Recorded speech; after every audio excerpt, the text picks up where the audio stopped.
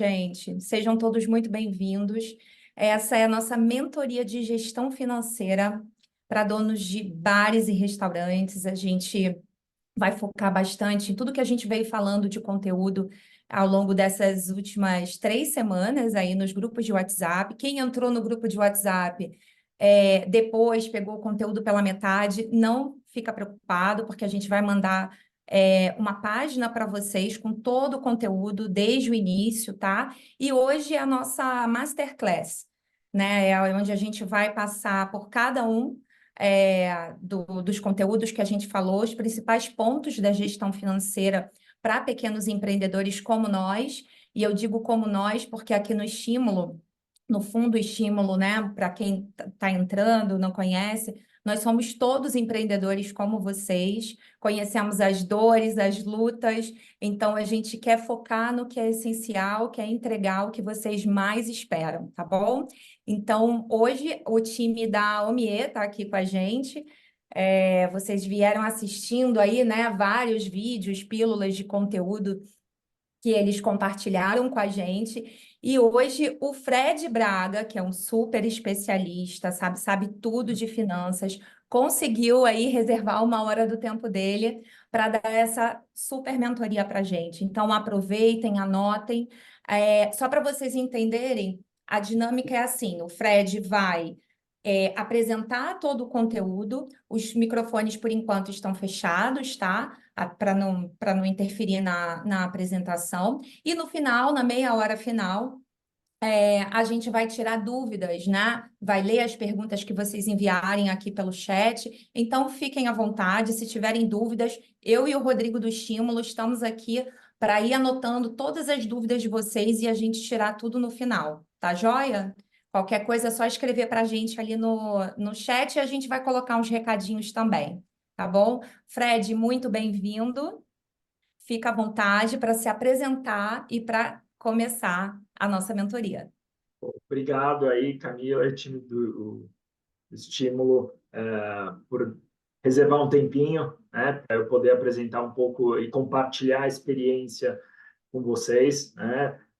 Masterclass, assim, acho super bonito. Pô, aqui é muito mais compartilhar muito da experiência que eu tive, né, com um grupo de empreendedores, e empreendedor que sou também, né? Então, acho que eu vou tentar passar bastante conteúdo, como você falou, da parte de gestão financeira, falar bastante de fluxo de caixa, né? Que é assim um dos grandes desafios que nós empreendedores temos ao longo de toda a nossa jornada, né? Como empreendedor, né? Eu vou tentar ter umas partes que pode parecer um pouco mais técnica, mas assim eu vou focar muito mais no final no que é quase que a prática e o dia a dia que o empreendedor precisa saber para gerenciar seu negócio, né? Começar aqui a compartilhar alguns slides que eu preparei para vocês, e aí vai mostrar um pouquinho do... Acho que só...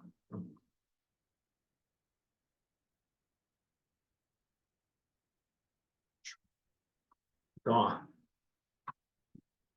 E hoje, falar um pouquinho, assim, falar rapidamente do meu background pessoal, né, como tem a estrutura organizacional da minha responsabilidade aqui na OMI, como isso impacta de uma maneira geral na forma de gestão de uma empresa como a OMI, de maneira geral das empresas, e por fim aí falar bastante da parte de fluxo de caixa, né?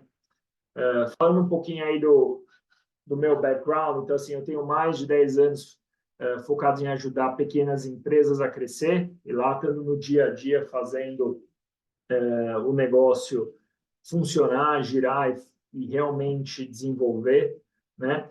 Tendo aí começado minha carreira no mundo que eu chamo aqui de mundo tradicional, né? Então, comecei minha carreira passando por empresas como Nestlé, né? Empresa grande aí do setor de alimentos, onde tinha uma empresa, pô, uma marca famosa, super conhecida, mas tem uma questão do dinamismo não ser o seu grande atributo, né? Uma empresa já super consolidada. Depois eu trabalhei na parte de gestão estratégica, uma empresa chamada A.T. Kearney, onde eu fazia bastante projetos para grandes empresas, né?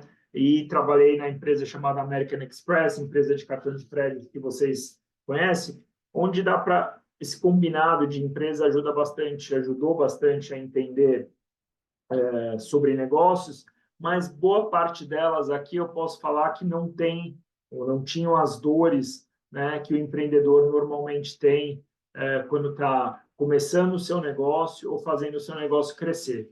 Mas, de certa forma, deu para aprender mais como se fazer gestão de um negócio, né? E depois, digamos assim, numa segunda metade da minha vida, vou para realmente empreender, né? Começo a minha fase empreendedora numa empresa quase que familiar, né?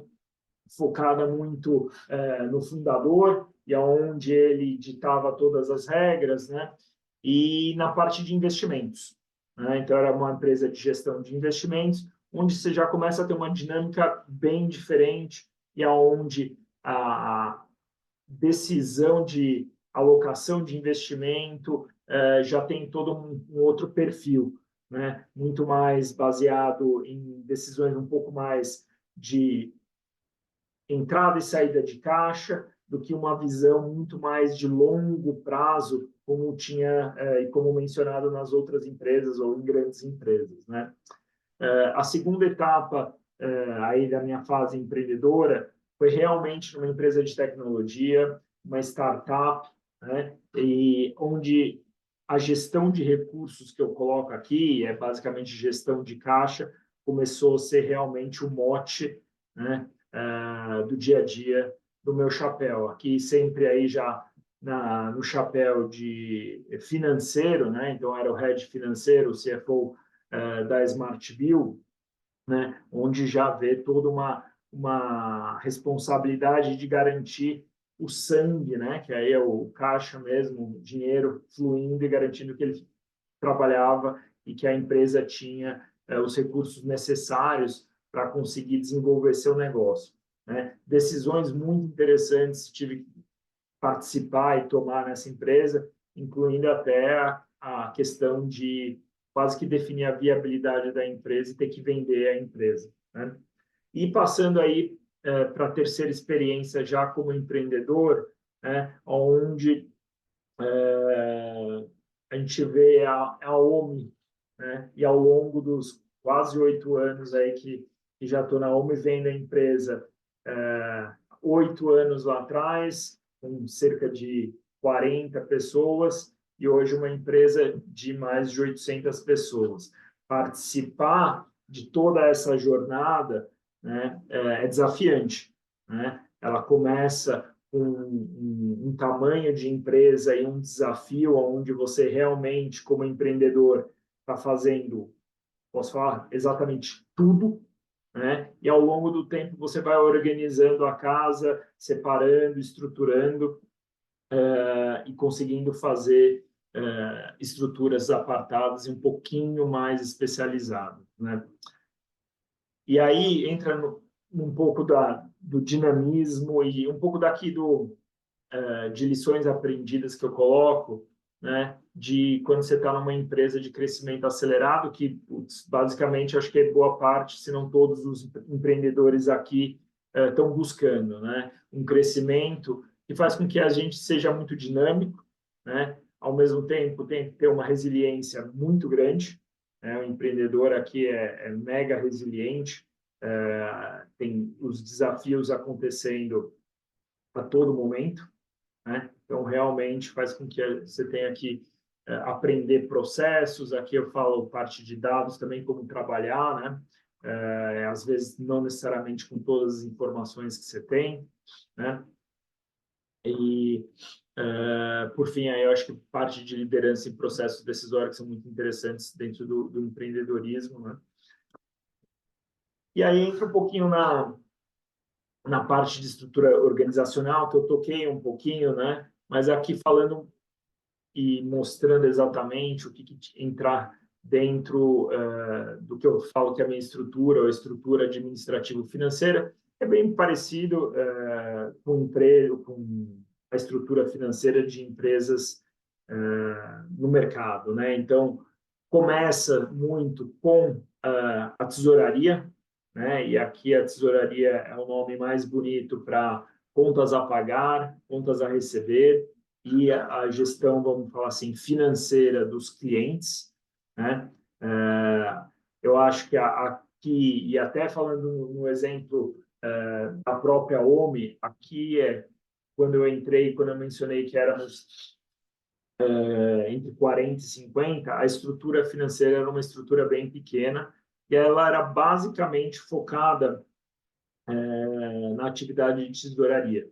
E aí já começa toda a questão de fazer a gestão dos recursos, né, a gestão do fluxo de caixa da companhia, né? Com o tempo, né, você passa a necessitar de outras estruturas para ajudar e garantir a boa administração e o crescimento da empresa, né? E aí entra uma parte de planejamento, que às vezes você casa junto com tesouraria, mas ao longo do tempo você começa a separar, né? E passa a ter um time para ajudar começa a fazer a parte de planejamento, que aliado aí com a tesouraria vai garantir a parte de fluxo de caixa adequado, né? Entra um outro pilar, que aí é o pilar da controladoria, né? Normalmente empresas estão no seu começo da jornada, vão ter um contador, né, externo fazendo toda a sua gestão contábil, tributária, folha de pagamento, né? Que aí passa a ser a forma de garantir que a empresa, né, esteja cumprindo com todas as suas obrigações legais, né, e que não incorra em pagamento de impostos atrasados, né, e que esteja realmente seguindo todas as regras junto ao governo, e aí tenha nenhum problema, né, junto com as obrigações, né, e também aí depois acaba tendo a parte de jurídico e compliance, continua sendo estruturas que garantam aí a performance, né, e a estrutura da companhia, né. À medida que a companhia vai se estruturando e crescendo, você passa a ter aí outras áreas, né, que aí no caso da OMA inclui a parte de facilities e compras, porque aqui a gente tem até onde estamos na matriz é um espaço considerável, a gente tem um time que junto nos ajuda a coordenar todo o prédio, e tem uma parte de remuneração variável muito parecido aí com um time, ou muito perto do time comercial, né? Então, essa acaba sendo um exemplo, que no caso é o que eu tenho atualmente de estrutura administrativo-financeira na OMI, né? E que hoje, acho que assim, um pouco do foco da nossa conversa é muito mais nesses três pilares, né? Que um acaba impactando no outro, perdão, para garantir aí que a empresa prospere da melhor forma possível, né?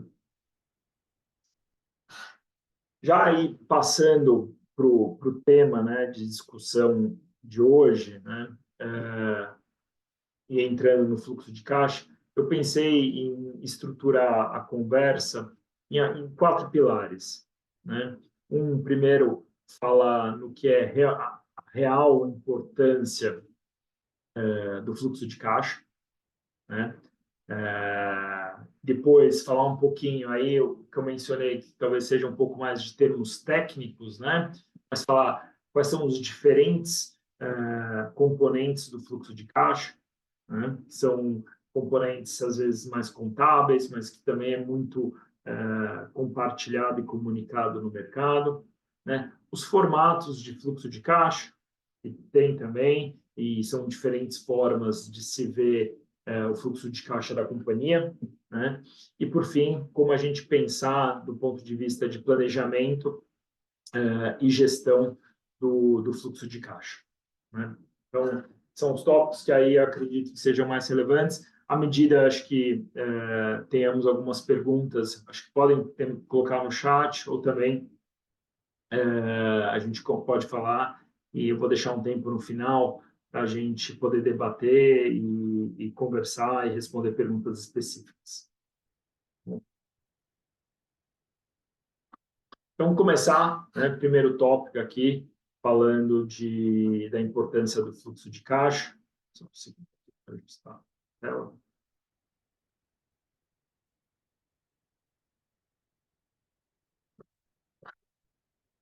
Então, entrando aí na importância do fluxo de caixa, eu coloquei algumas mensagens que eu acho que representa para mim tudo o que significa, né? Então, essa mensagem cash is king, para mim, assim, quando se fala de gestão financeira e aí principalmente de fluxo de caixa, é a melhor representação, né? Então, o dinheiro aí é rei, ele é o que, de certa forma, coordena todas as funções e garante aí que a gente estejamos caminhando, né?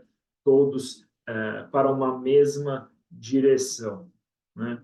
E, além disso, né, a outra que é uma mensagem que uma frase que eu comecei a ver e gostei muito, né, que é cash is king, aí tem o cash flow is queen, né? Então, assim, o caixa é rei e o fluxo de caixa é a rainha, né? Ou seja, é quase tão importante como, né? Então, a combinação dos dois é o que vai realmente fazer com que a empresa dê certo, né? E por que disso, né? Porque tem algumas outras métricas, né, que eu coloco de diversas maneiras e com a mesma mensagem, né? Aqui está em inglês, mas assim é basicamente que a receita da empresa pode ser considerada uma vaidade, o lucro é a sanidade, né? Mas na realidade o que importa é o dinheiro e cash is king, né? E o porquê desses comentários, né? Eu coloco, né, que receita é vaidade, porque o reconhecimento da receita tem diversas ponderações contábeis, né? Então, assim, quando você está vendendo um produto, se ele é uma venda de um item anual, você vai ter um determinado reconhecimento da receita. Se ele for semestral, outro reconhecimento, né? Às vezes, se ele é feito no final do ano e é uma venda que cruza anos, vai ter um outro reconhecimento. Então, assim, tem diversas ponderações, né, da receita e não necessariamente um crescimento da receita ou ter uma receita super alta, não necessariamente é a melhor representação ou representa a melhor performance da companhia, né? Porque às vezes você está crescendo e esse crescimento não está sendo feito de maneira sustentável ou de maneira rentável, né? Pode ser às vezes um crescimento onde no final você pode estar até perdendo dinheiro a cada nova venda que ela é feita, né? Então essa tem realmente uma ponderação super importante que nem sempre esse crescimento na receita é o melhor indicador, né? E lucro, né? Que aí, quando você pensa aí, olhando aí no DRE das empresas, você olha lá a receita em cima, né? Como sendo as primeiras linhas, depois você começa a olhar lá para baixo, né? Tendo passado por custos, despesas e tudo mais, né? Você vai olhar a parte de lucro, né? E tem que ficar bem claro, né? Que lucro não necessariamente é dinheiro, né? Então, assim, você tem diversas, novamente, considerações contábeis, né? Que faz com que o lucro seja uma forma de representação da performance da companhia. Mas também, novamente, não significa a quantidade de dinheiro que aquela empresa está gerando. E por que não está diretamente relacionado? Porque há diversos tipos de provisionamentos, né, dentro do DRE ou do balanço, né, que a gente está falando, né? São provisionamentos que são considerados no DRE como 13º, alguns pagamentos de impostos, tem depreciação de ativos, né? E não necessariamente são despesas de caixa, ou saída de caixa, ou às vezes entrada de caixa. né? Então, são realmente provisionamentos contábeis que faz com que isso destoe um pouco do fluxo de caixa da companhia. Então, essa forma, às vezes, tem que ser bem ponderada e realmente bem vista por todo mundo, e principalmente quem está fazendo a gestão financeira, para não confundir e acabar não fazendo comparações indevidas. Em alguns casos, considerando até que a empresa está performando super bem, mas onde, na realidade, pode estar caminhando para uma direção bem ruim, né?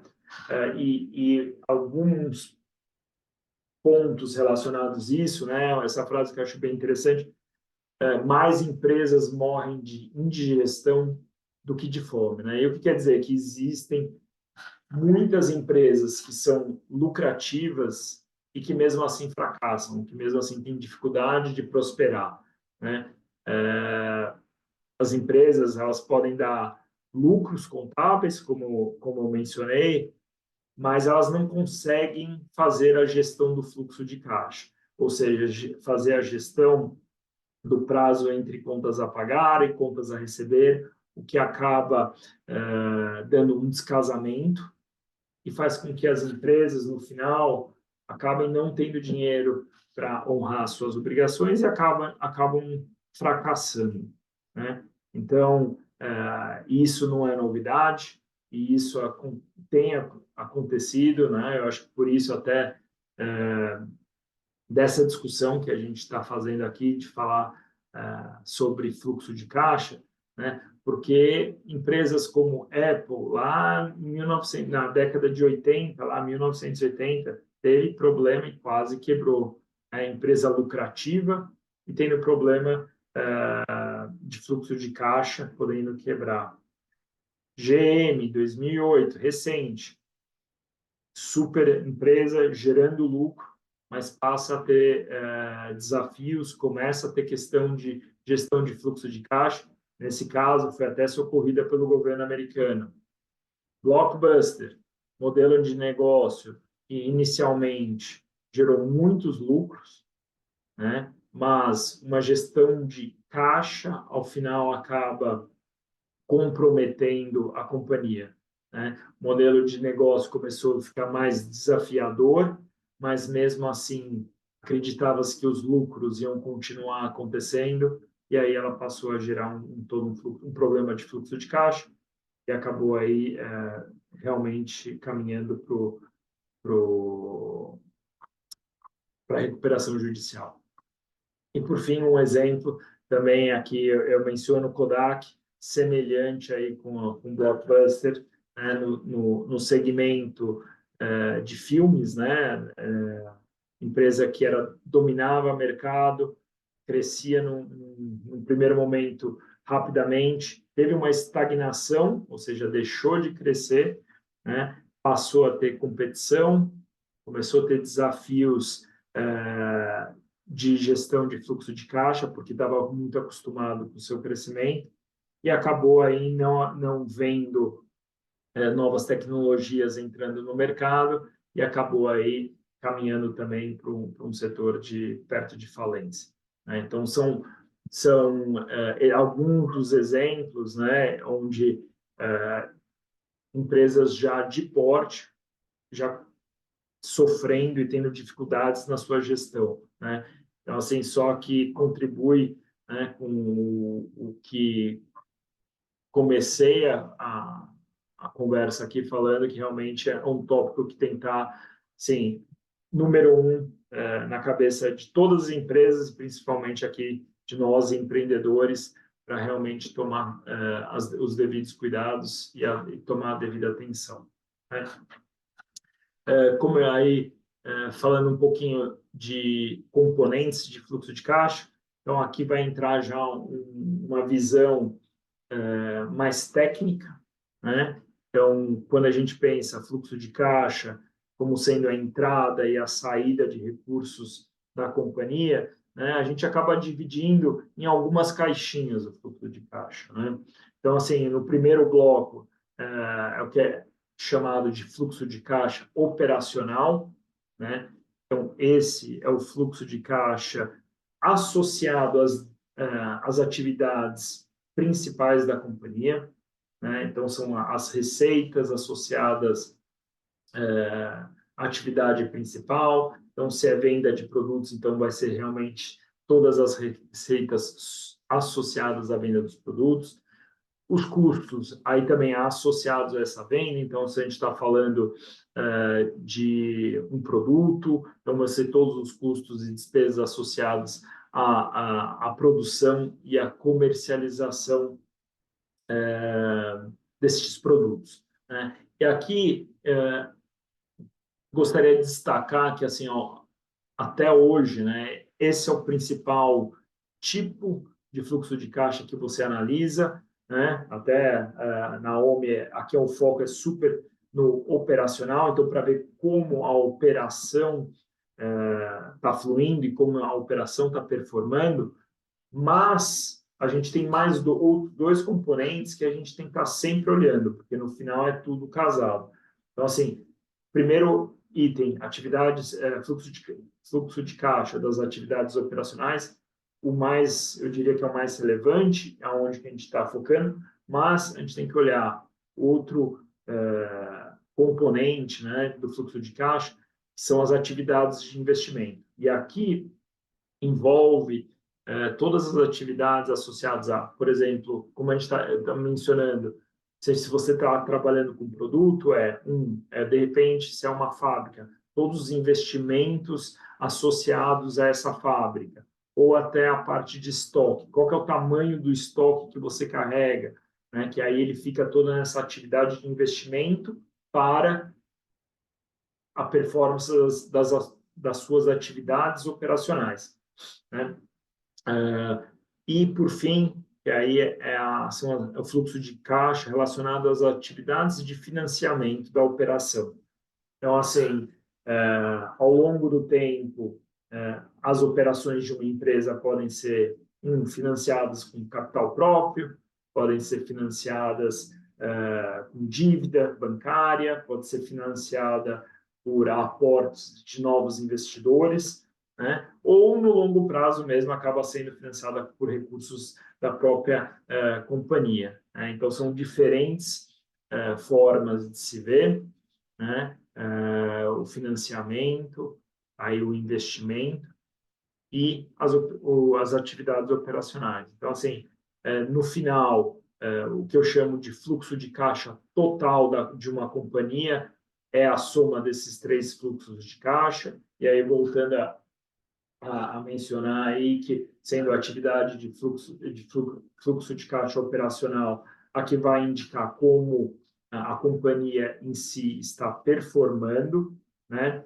E as demais vão ser fluxos de caixa para indicar como os investimentos estão sendo feitos e na parte de atividade de financiamento, como a empresa está se financiando, né? Então, são componentes para auxiliar. No final, volto a falar o que a empresa vai ter que realmente olhar, é a composição de tudo para ver se realmente o fluxo de caixa está funcionando e você está conseguindo manter a sua empresa operacional.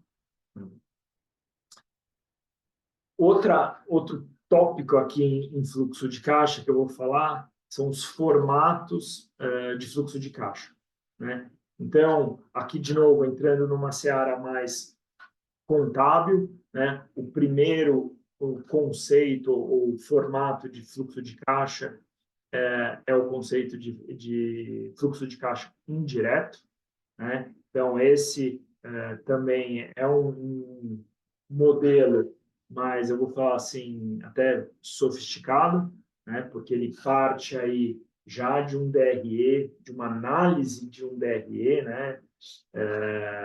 De um demonstrativo de resultado da companhia, onde você começa pelo resultado da companhia, aqui mencionando do lucro líquido da companhia, depois você faz os ajustes para itens não caixa, né? Ou como mencionei lá atrás, itens associados a provisionamentos, ou seja, onde não há efetivamente um desembolso de caixa, mas mais um provisionamento ou uma contabilização, e também para outros ajustes de variações do balanço patrimonial da companhia, então variação aí de contas a pagar, de contas a receber, estoque, né? Que não estão diretamente relacionadas com o lucro líquido da companhia, né? E fazendo todos esses ajustes, você vai estar chegando aí ao fluxo de caixa operacional líquido de uma maneira indireta, né? Então, eu falo que é um processo mais sofisticado, porque aí exige um conhecimento contábil, né? Onde você vai ter que analisar aí toda a parte de balanço, né? Para chegar no fluxo de caixa, né? E tem o segundo método, que também é conhecido como fluxo de caixa direto, que esse, por experiência própria, acaba sendo aí realmente o que se olha mais, e aí eu vou falar por experiência própria, acaba quase que sendo o foco no dia a dia, que é simplesmente você agrupar as entradas e as saídas, né, de caixa da empresa.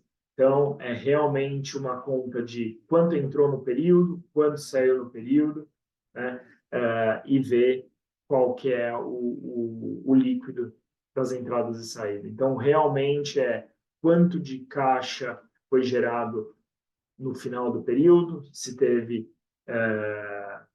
um acréscimo ou se teve uma queima de caixas, no sentido que teve uma redução, né? E aí é super olhando realmente saldos de contas bancárias, né? Então, realmente, ele é direto. Eu vou falar que, principalmente, pensando como nós, empreendedores, esse é o que é o mais usado e que efetivamente vai garantir que a empresa está realmente administrando ou gerindo o seu dia a dia das operações, né? Por fim, aí falar um pouquinho do que é do planejamento e da gestão do fluxo de caixa. Eu acho que é um ponto para a gente estar pensando junto e estar usando bastante, né? Então, a gestão do fluxo de caixa, ela é considerada em alguns pilares, né? O primeiro pilar é a gestão do contas a receber, né? Então, aqui na gestão do contas a receber, o principal ponto é a parte de prazo médio de recebimento. Então, ter bem claro qual é o tempo que você está dando para o seu cliente pagar, né?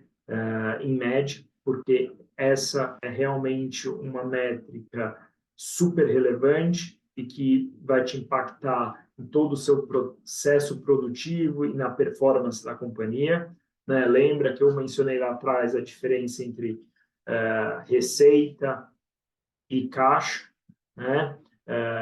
Se você tem um prazo médio de recebimento muito longo, e aí acima de 30 dias, e aí tem uma questão aí de diferentes indústrias, né? Em algumas, principalmente na parte de fábrica, quando você tem fabricação e manufatura, você vai ter um prazo de recebimento mais longo, né? Comércio aí é diferente, você vai ter aí realmente no ato quase, né?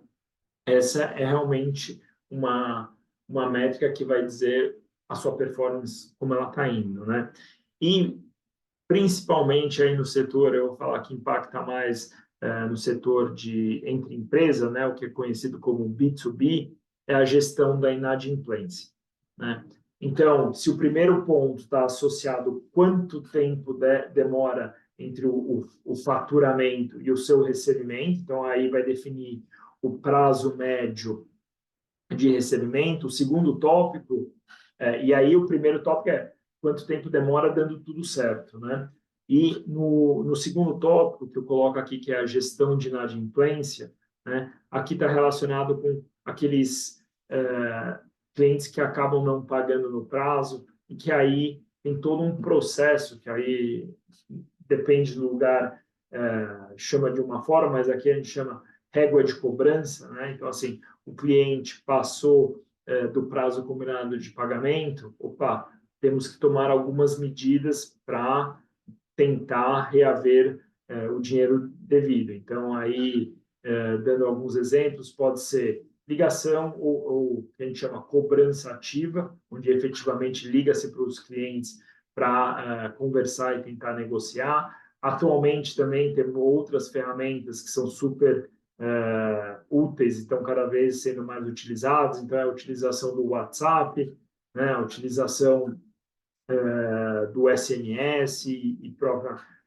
ligação, né, para reaver os contas a receber em aberto, né? Então, essas são duas métricas super relevantes e que vão ditar muito a performance do seu contas a receber, né? Então, esse é o ponto para estar realmente trabalhando. E do outro lado, né, então, a gente está falando o contas a receber é toda a entrada de recurso, entrada de dinheiro na companhia.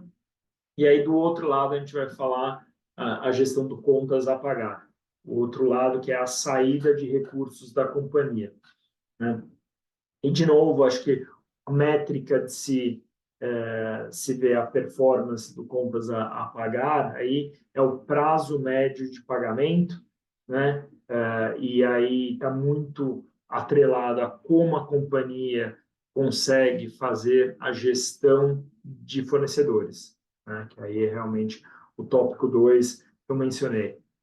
A combinação dos dois vai garantir se você está conseguindo fazer a boa gestão e se principalmente você está conseguindo casar essa métrica com a métrica do contas a receber, né? Conceitualmente, o ideal é você pagar ou receber antes de pagar, né? Então, a diferença dos dois ser uma conta positiva, né? No sentido que você vê quanto tempo você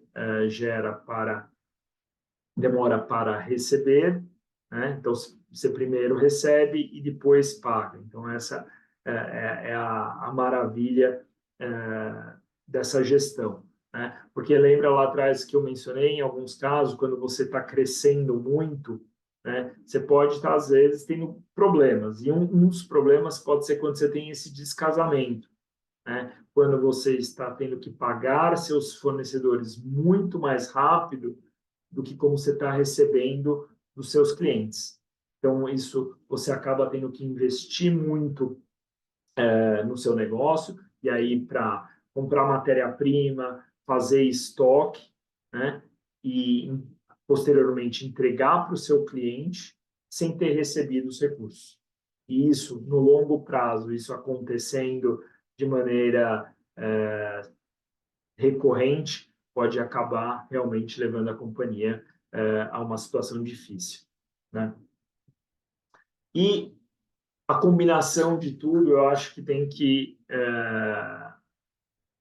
e para fazer isso funcionar, eu acho que tem que ter uma gestão de dados consistentes, né? Uma gestão de informação precisa, né? Então, usar um sistema de gestão, e aí, falando já um pouquinho da OMI, mas assim, um sistema que consiga ajudar o empreendedor a armazenar e a incluir todas as suas informações, tanto de contas a pagar quanto de contas a receber, né? Um ponto que é super normal acontecer é as pessoas falarem, tá bom, eu faço essa gestão uma vez por mês ou uma vez a cada 15, 20 dias, né? A atualização do contas a pagar, a atualização do contas a receber, como essas informações estão atualizadas em relação à posição do banco, né? Então, caso não haja essa atualização, e eu levo aí ao extremo de ter essa atualização diária, né? Pensando aí no empreendedor que está aí matando um peixe a cada dia, realmente essa atualização, ou a gente fala a conciliação bancária, né? Para realmente estar bem na posição de fluxo de caixa, tem que ser assim, com a menor frequência possível, chegando aí no ser no diário, para garantir realmente que você tem uma boa visão da saúde financeira da sua empresa e que os recursos, ou fluxo de caixa esteja acontecendo da maneira ideal, né? E aí eu coloquei um ponto, o terceiro ponto aqui nos dados consistentes, e isso, de novo, como empreendedor, eu sei que, principalmente no começo da jornada, né, do empreendedor, às vezes a parte pessoal e a parte da empresa, a parte profissional acaba se misturando, mas, de novo, eu volto, separa-se essas duas metades, esses dois mundos, né, justamente para você conseguir ter uma boa visão do que está acontecendo e uma boa visão da performance operacional e da performance da companhia, né? E aí, eu acho que como último ponto mencionando aqui, entra na palavra que é o capital de giro, né? Que é realmente a palavra que se usa para falar dessa gestão entre contas a pagar, o que você comprou de matéria-prima e transformou em estoque, né? Depois aí a parte de contas a receber, ops, acabou bem errado aqui, na realidade é contas a receber, desculpa, e que vai gerar o caixa da companhia. Então, assim, esse ciclo, né, tem que ser um ciclo virtuoso. Então, onde eu falei, na medida do possível, você tem que fazer com que você receba antes de estar pagando os fornecedores, que caso contrário, esse crescimento ou o crescimento da empresa pode acabar com que necessite muito caixa da companhia e às vezes pode ser uma quantidade de caixa fora do programado, né, que faça com que no longo prazo a equação não se resolva, né? Eu acho que esse era um dos pontos que eu queria compartilhar, né? Tentei passar em alguns dos principais tópicos sobre gestão financeira, uma estrutura organizacional financeira, quais são os diferentes componentes, né? E também uma gestão mais prática, né, de fluxo de caixa, mas também com o que existe de conceito técnico, né, tanto de componentes e formatos de fluxo de caixa, né, para estarmos fazendo uma boa gestão do dia a dia das empresas e que estejamos sabendo realmente como estamos performando, né? Aqui deixo uma página com um link aí do OMI, né? O sistema de gestão aí que ajuda a OMI mesmo na gestão do dia a dia da empresa e que também é uma plataforma desenvolvida para auxiliar nós, empreendedores, em toda a sua jornada como empreendedor, desde o começo, né, quando você está abrindo a empresa, até ela aí quando já está crescendo e performando com os objetivos de cada um, né? Então, aqui tem um QR Code para quem ainda não conhece, coloca a sua câmera do seu celular, lê o QR Code, vai direcionar aí para uma página onde você vai conseguir obter mais informações sobre o homem e como pode te ajudar aí no desbravando e destravando o crescimento, né? E também deixar aí os meus contatos, né? Para quem quiser entrar em contato, mandar mensagem e no que eu puder ajudar, fico à disposição, tá bom? Acho que esse era um pouquinho o que eu queria compartilhar com vocês hoje, né? Agradecer aí o pessoal do estímulo e acho que a gente poderia aproveitar agora, Camila, para se tiver alguma pergunta, eu fico à disposição, hein? Sim, sim. Fred, super obrigada. Excelente. Aproveitando para avisar a todos que a apresentação que o Fred fez aqui hoje, a gente vai disponibilizar nos grupos de WhatsApp amanhã, tá bom? Então, podem ficar tranquilos. A mentoria também está sendo gravada, depois a gente vai disponibilizar para vocês. Fiquem tranquilos. A gente vai enviar um link agora aqui no chat que é para avaliação da mentoria, para vocês darem uma nota super rapidinho, isso é bem importante para a gente. E temos também algumas dúvidas, algumas perguntas. Quem ainda não enviou, se quiser enviar aqui, pode enviar direto para a gente ou aqui no chat, com certeza. E a OMI, super recomendada, é parceira do Estímulo desde que nós começamos, em 2020. Muitos empreendedores usam e aprovam. Então, assim, quem não conhece, quer conhecer, vale muito a pena, porque é muito simples, muito fácil e facilita a vida demais, né? Para nós, pequenos empreendedores. Sim. Fred, tem algumas perguntas aqui. A primeira foi: como assim uma venda pode ser igual à perda de dinheiro? Pode explicar como isso é possível? É, é, a venda sendo perda de dinheiro é quando o custo acaba sendo maior do que a receita, né? Então, assim, quando você está fazendo uma venda e é uma venda onde o custo desse produto é maior do que a receita gerada, essa é uma primeira forma de você perder dinheiro, né? Outra maneira é quando o tempo para você receber esse dinheiro relacionado à venda é muito longo, né? E ele é maior do que todo o custo do tempo para você pagar seus fornecedores, né? Então você está tendo que pegar um dinheiro e às vezes tem que pegar dinheiro do banco, né? Para a produção do produto, e aí você vai estar pagando juros, e aí você vai estar recebendo. Então, quando temos esse descasamento entre contas a pagar e contas a receber, é quando você pode ter uma venda que você pode estar perdendo dinheiro. Uma forma, quando você vê no DRE mesmo, é quando você tem o que a gente chama de margem bruta, né? A margem bruta do seu produto é ou muitíssimo baixa, né? Ou em alguns casos pode ser negativa. E aí realmente é quando você tem a receita sendo menor do que o seu custo de produção. E aí eu acho que aqui a pessoa que fez a pergunta aqui deve falar, meu, como é um louco estar fazendo isso, né? Vendendo por um preço mais baixo do que o custo. Às vezes é justamente pela pessoa não estar realmente conhecendo todos os custos associados ao seu produto, né? Então, acha que tem uma base de custo de 5, mas na realidade tem uma base de custo de 7, 8 ou 10, né? Então, de novo, se você não está fazendo uma análise, um acompanhamento de toda a sua estrutura de gastos, despesas, comparando com sua receita, você pode, às vezes, ter muita surpresa, né? Quando você está crescendo bastante, é quando você tem mais esse tipo de problema, né? Você acha que você está crescendo muito rápido, acaba entrando recursos e acaba não fazendo essa análise mais financeira, né? Então, realmente, você pode estar perdendo dinheiro. Você citou uma frase, lucro nem sempre é dinheiro.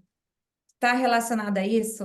Sim, essa é uma parte, né? Porque quando você está olhando no DRE, né, você está olhando que, como eu falei, então você tem, por exemplo, a receita, né, as despesas, e dentro das despesas, vamos primeiro focar na receita. Na receita, você está falando de vamos falar, um faturamento e uma receita que você contabilizou, mas não necessariamente você recebeu esse dinheiro, né? Você pode estar recebendo esse dinheiro daqui 30 dias ou daqui 60 dias, como você combinou com o seu cliente.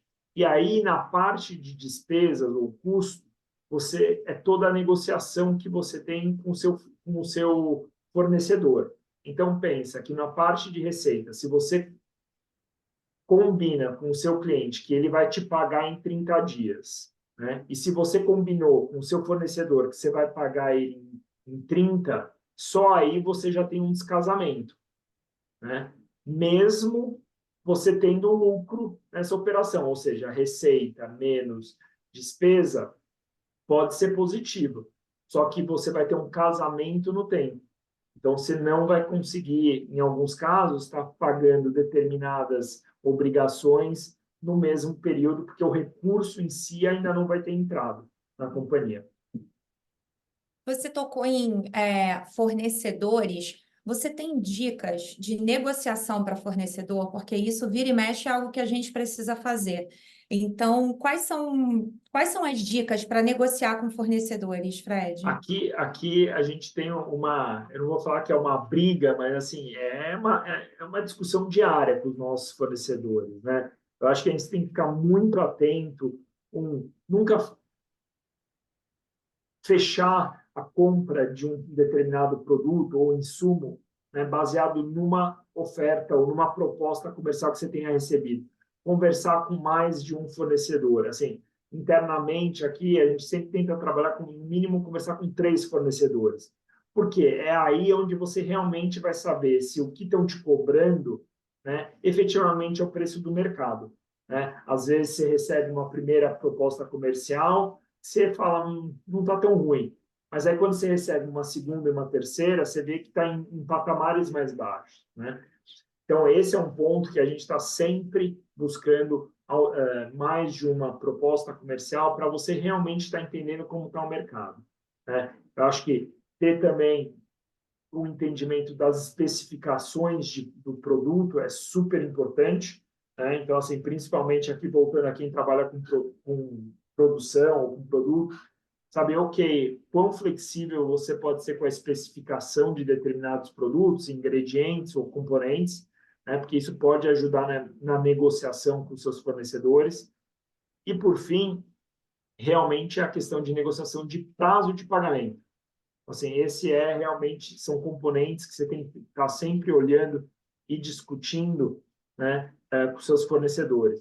De repente, vale a pena reduzir o prazo de pagamento por uma condição menor, né, de preço, né, ou em outras vezes onde o fornecedor não está disposto a negociar o preço, negocia-se prazo. Então, tá bom, ok, você não vai reduzir o preço, né, do seu produto, então tá, pelo menos me dê mais prazo para pagar. Né? E aí vai ajudar realmente na gestão do fluxo de caixa. Uhum. Eu acho que essa sua resposta já responde aqui para Isabel, que acabou de enviar para a gente, quando existe um monopólio, né, de só um fornecedor ter o produto, né? E aí realmente tem setores aí que realmente você vai ter que é uma batalha. E posso falar, quando você tem uma questão de um fornecedor só, eu acho que aí o que passa a ser super importante é você conseguir mexer no outro lado da equação. Então, é ver como você consegue ajustar o preço do seu produto. Né? Você conseguir um diferencial no seu produto para que você consiga ter um valor agregado a mais e aí ser um preço maior, né? Porque no final vai ser a diferença entre o preço que você cobra do seu cliente e todos os seus custos. Né? Aí você conseguindo um diferencial é onde realmente você vai conseguir ter, de alguma forma, lucro ou rentabilidade ou um fluxo de caixa positivo na operação. Né? Uhum. O Jefferson também está tá comentando aqui, não tem capital de Eu giro, vi compra a aqui, né? prazo, como resolver vivo na corda bamba? Esse aí é realmente é, com, entender a negociação, né? Então, assim, você compra a prazo, como está o outro lado da equação? Como está a sua venda? Né? Então, assim, a venda, você está conseguindo aí ter não tem o capital de, assim, só deixa eu voltar, trabalhar, por exemplo, se ele está comprando a prazo, né, isso significa que ele está com um tempo razoável para pagamento. Não sei se eu estou entendendo certo aqui, né?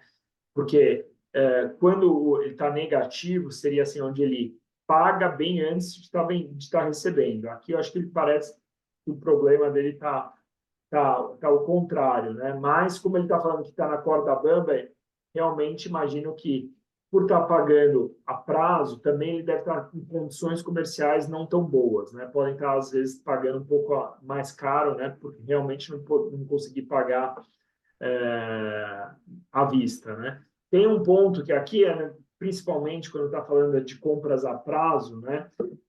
E se em alguns casos está usando financiamento de banco, acho que aí é outro ponto, e aí acho que até pode ser outras conversas, é como fazer uma negociação de capital de giro, ou de pegar um recurso bancário para financiar seu capital de giro, e aí em condições atrativas, né? E lembrando que a partir do momento que você entra em eventualmente estar usando linhas bancárias, né? Entra naqueles outros tópicos que eu mencionei, né? Então você tem de fluxo de caixa, tem a fluxo de caixa operacional, depois tem o fluxo de caixa de financiamento e de investimento. Então, assim, tem um custo também de estar usando, de repente, linhas de crédito a ser considerado no fluxo de caixa total da sua empresa. Boa. Como posso equilibrar investimento em crescimento, expansão, com a necessidade de manter uma reserva financeira? Né? Tem mesmo que guardar 30% do faturamento? Isso parece quase que inalcançável. Acho que é mais um goal, né, um objetivo do que efetivamente realidade, né? Acho que sim, pode ser assim 30%, e aí são métricas de mercado, né? E cada setor, né, tem uma métrica de lucro líquido, né, a ser acumulado. 30% normalmente são até setores mais atrativos, mas eu sei que quando você está falando em, por exemplo, parte de supermercado, as margens são mínimas, né? Então, assim, se trabalha de lucro, né? Eu acho que estando numa fase de crescimento, normalmente você não vai conseguir ter essa mesma taxa de lucro do que numa fase de maior estabilidade, né? Na fase de crescimento, você vai estar investindo mais no seu negócio, né? Então, as margens podem ser menores, né? E, em alguns casos, até invertido. Por quê? Porque você está justamente numa fase de crescimento. Não existe uma margem ideal para todo mundo, né? Cada setor vai ter sua margem, eu não vou falar que é padrão ou mais típica do segmento, né? Mercados onde trabalha-se com produtos mais premium, normalmente você tem uma margem maior, né? Segmentos de mercado onde é mais um comércio, onde é compra e venda de equipamento, de material, eu sei aí bastante da parte de supermercados, as margens são bem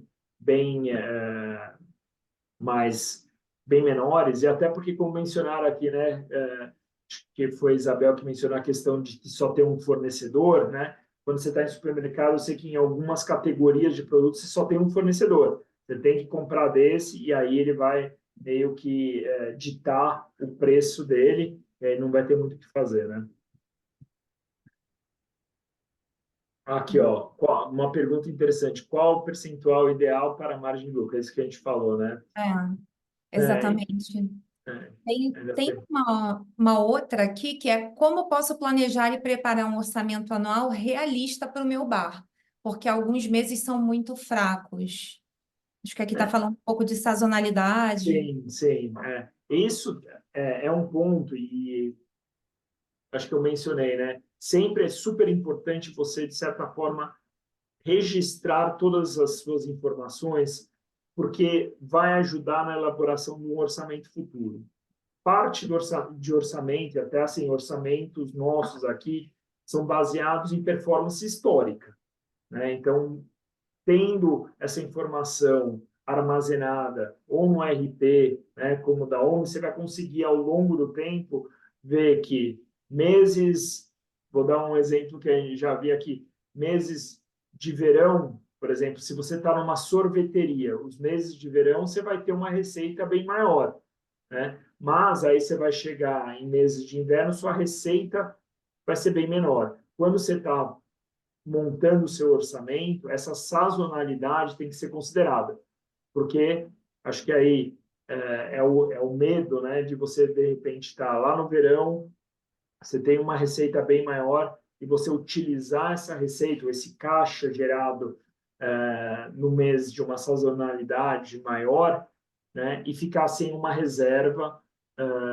para os meses mais de uma sazonalidade menor. Por exemplo, aqui nesse caso de sorveteria no inverno, né? Então, realmente tem que ponderar e equilibrar os meses, né? E para fazer isso, realmente, volto a falar, é necessário armazenar um histórico, né? Para te auxiliar no orçamento. Uhum.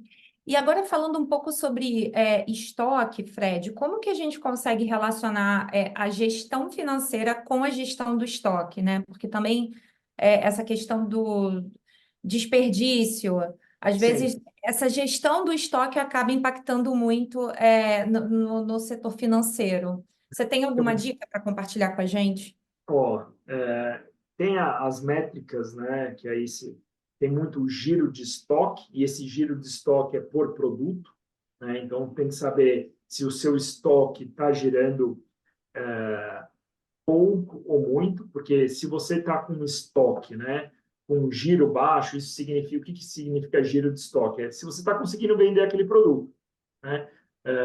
Isso, se você tem um alto giro, que é um lado positivo, ou seja, está conseguindo vender, né?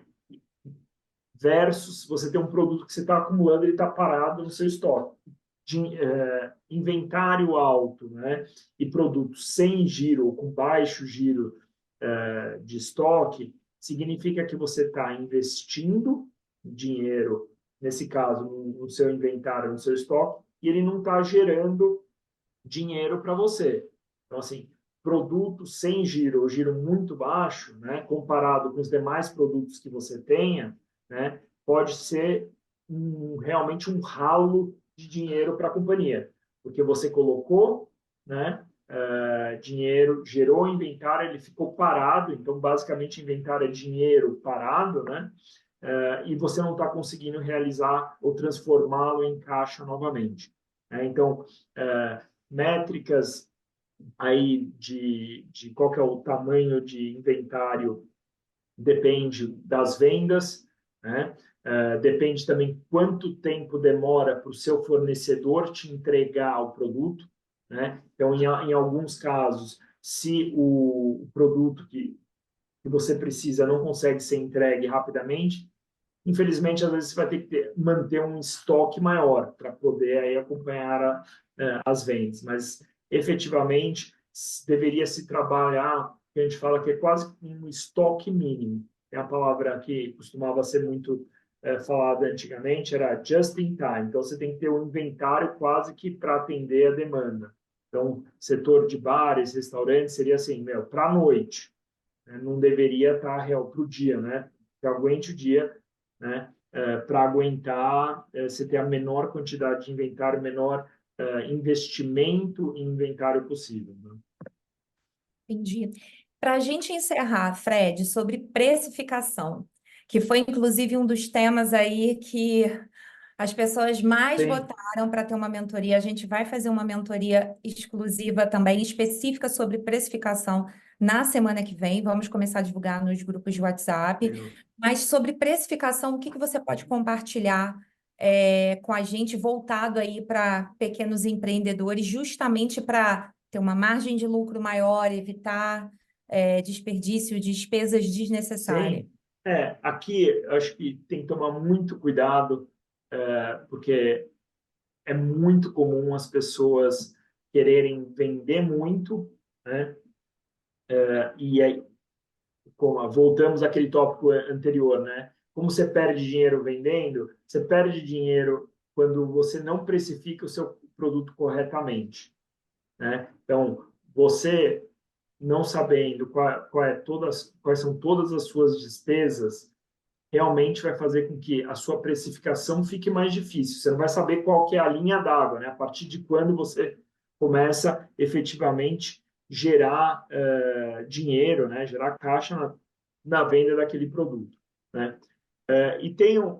Então, assim, esse é o primeiro ponto. Então, sabendo qual que é seu custo, você tem que começar a sua precificação acima desse seu custo, né? E tem outro ponto também, que é entender bem como estão os seus competidores, né? Se todo mundo está precificando em determinado nível, né? E na sua conta esse nível e vamos falar que a gente está falando de R$ 100, está todo o mercado ao seu redor, na sua região, está precificando em 100, né? E você, quando olha seus custos e está em 110, né, temos algum problema aí. Ou o mercado todo está, vamos falar assim, se matando, né, e querendo estar se canibalizando, ou você tem um problema na sua base de custos. Você está com seus fornecedores com valores muito altos. Então, assim, a competição te ajuda a entender melhor o mercado, né? E garantir que você tenha uma margem. Então, você começa aí a olhar mais e entender os seus custos. Mas, efetivamente, assim, precificação parte-se do nível que você tem que conhecer seus custos, tem que ser acima dos seus custos, né? E ter uma boa precificação. E preço também está muito associado ao valor que você entrega para o seu cliente, né? Então, assim, se você tem um produto que entrega muito valor, ou um valor diferenciado, ou uma qualidade diferenciada, de novo, dos seus concorrentes na região, no bairro, no estado, você consegue colocar um preço mais alto do que os demais, né? Então, assim, essa é uma diferenciação por valor ou por qualidade que você tem no seu produto, né? Isso, às vezes, não dá para se medir diretamente, mas você consegue fazer testes onde você vai posicionando os preços, né, dos produtos em faixas um pouco mais altas, até você entender, tem uma palavra que se fala aí, é mais uma palavra técnica, chama qual é a elasticidade, né, do preço do seu produto. Então, quanto você consegue precificar ele, aumentar o preço dele, né? E normalmente essa elasticidade do preço está muito associado ao diferencial que seu produto tem. Quanto mais diferencial seu produto tenha, maior a precificação, mais alto pode ser a sua precificação do seu produto, e aí acaba acarretando em setores, né, ou empresas que têm margens maiores. Uhum. E eu acabei ficando com uma dúvida aqui, Fred, não sei se você já teve alguma experiência com isso, até que ponto vale a pena conversar com a própria concorrência, conversar ali com outros empreendedores locais para ver como que isso pode ser ajustável. Sempre. Isso, assim, eu acho que ninguém pode ser inocente no sentido que os concorrentes vão abrir todas as informações, tá? Mas eu acho que existem objetivos e desafios comuns entre os concorrentes, né?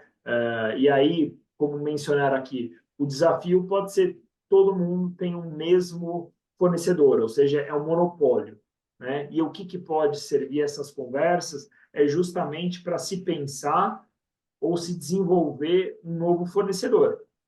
Então, assim, temos um setor onde só tem um fornecedor, né? A não ser que seja um segmento carteirizado, vamos falar, por exemplo, extração de petróleo. Putz, não tem muito o que fazer boa parte das vezes. Mas em outros setores, se eu não estou errado, o setor de perfumes, que tinha fornecedores específicos, né? Era quase que um monopólio, décadas atrás, se juntaram e desenvolveram novos fornecedores. Então, assim, lógico, não é uma solução para curtíssimo prazo, mas a conversa entre os concorrentes fez com que novos fornecedores fossem desenvolvidos, né? Então, isso sim pode trazer um conhecimento maior do mercado, né? E pode ser beneficial, ou benéfico, desculpa, para o segmento como um todo. Eu Uhum, sou sempre tá. a favor dessas conversas com fornecedores, com parceiros, com clientes. Por exemplo, aqui a gente está falando de concorrentes, mas conversar com o cliente também, para entender se o produto está atendendo ou não, ou se há deficiências no produto que podem melhorar, para justamente você poder impactar na precificação, né? Então, tem várias essas conversas, no final, acredito que são sempre benéficas para todos os lados. Uhum. Prometo que essa vai ser a última pergunta, entra um pouco até aí no ambiente do estímulo, mas que tipo de financiamentos são mais adequados para bares e restaurantes em momentos de necessidade de capital de giro? né? Por exemplo, o Estímulo é um fundo de impacto criado por empreendedores para empreendedores, mas que tem alguns critérios de elegibilidade que acaba restringindo um pouco o Sim. acesso ao crédito, né? Embora a capacitação seja para todos. Mas com a sua experiência, qual dica você deixa financeira para quem precisa desse capital de giro e enfrenta essa dificuldade que é uma realidade de muitos empreendedores e Sim. principalmente empreendedoras brasileiras? Ó, e eu vou falar tendo já passado por situações mais desafiadoras. Eu sempre recomendo que o empreendedor trabalhe, quando der, com mais de um banco, né? Então, trabalhar com bancos sempre privados, mas, ao mesmo tempo, com bancos estatais. Então, vamos falar Banco do Brasil e Caixa. Né? Por quê? Porque esses bancos normalmente oferecem linhas de crédito ou subsidiadas ou com melhores condições, principalmente para os pequenos empresários, né? E que mantenham um bom relacionamento. E aqui eu vou falar uma coisa louca, tá? Mas assim, principalmente nos momentos bons da empresa. Então, assim, quando a empresa está num momento bom, converse bastante com o seu banco. Vai lá, conversa, fala como está indo a empresa, que está indo super bem, e mostra toda a performance da companhia, porque nesse momento é onde você vai conseguir aprovar com o seu gerente alguma linha de fluxo de caixa, de capital de giro, de crédito, para quando você vai precisar num momento um pouco mais difícil. Né? E aqui, pensando no exemplo que eu mencionei da sorveteria, né? Então, assim, vai conversar com o seu banco no verão, que é quando você está com uma boa receita, boas condições, para, de repente, usar uma linha de crédito no inverno, que é quando provavelmente as suas vendas vão estar mais baixas. Excelente. Fred, super obrigada. Pessoal, acabou. Acabou. Espero que vocês tenham aproveitado bastante a nossa mentoria. Recebemos alguns feedbacks muito positivos aqui. Fred, de verdade, muito obrigada a todo o time da OMI por essas 3 semanas de parceria, de divulgação de conteúdo. Todos que estão aqui, nós vamos enviar os conteúdos compilados em uma página muito em breve. A gravação da mentoria, os materiais que a OMI disponibilizou para a gente e a apresentação também que o Fred fez aqui durante a mentoria, tá? Então, aproveitem, fiquem no grupo. Na semana que vem, a gente vai começar o conteúdo de marketing, muito legal. Depois vem vendas, contabilidade, cultura, liderança.